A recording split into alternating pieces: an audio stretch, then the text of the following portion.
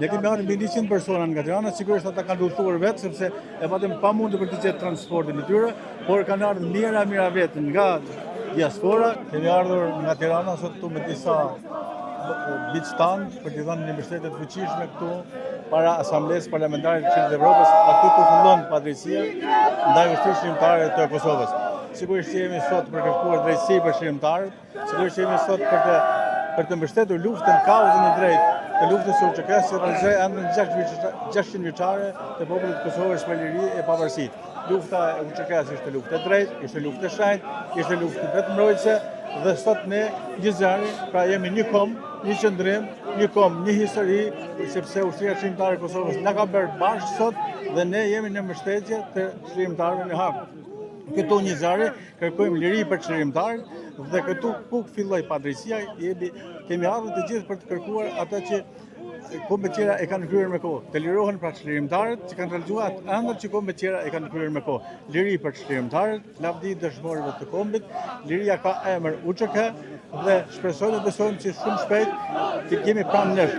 Ushtria shërimtare e Kosovës, e cila ishte lindjen e nëntorin e tretë shqiptare, me 28 nëntor të vitit 1997, sigurisht nënshkroi epopen më të lavdishme të kombit shqiptar. Ajo mund të krahasohet me betejën e Termopilëve, betejën e Çerbelas, sepse ushtria shërimtare e Kosovës ndonse e vogël në numër, por e fuqishme në karakter, përballoi ushtrisë slave, të gjitha ushtrisë slave dhe pati edhe mbështetjen e NATO-s. Ushtarët e ushtrisë shërimtare të Kosovës sigurisht kanë mbështetur NATO-n në aksionin e saj për bombardimin e ushtrisë gjakatare të Çerkezkanit Ballkanit Slobodan Miloševićit. Pra, po sa persona konkretisht ose sa persona keni ardhur nga Tirana sot këtu në Francë? Ne kemi marrë mbi 100 persona nga Tirana, sigurisht ata kanë udhëtuar vetë sepse e patëm pamundur për të gjetur transportin e tyre, por kanë ardhur mira vetë nga diaspora, kanë ardhur nga gjitha trojet etnike të kombit shqiptar. Protesta jonë nuk ndalon këtu. Ne do të bëjmë protestën e radhës në Shkup, në kryeqytetin Dardan. E besojmë që do të jetë mitimi më i fuqishëm i të gjitha kohërave në kryeqytetin e Dardanisë dhe të japim një mbështetje të fuqishme ushtrisë shërimtare të Kosovës.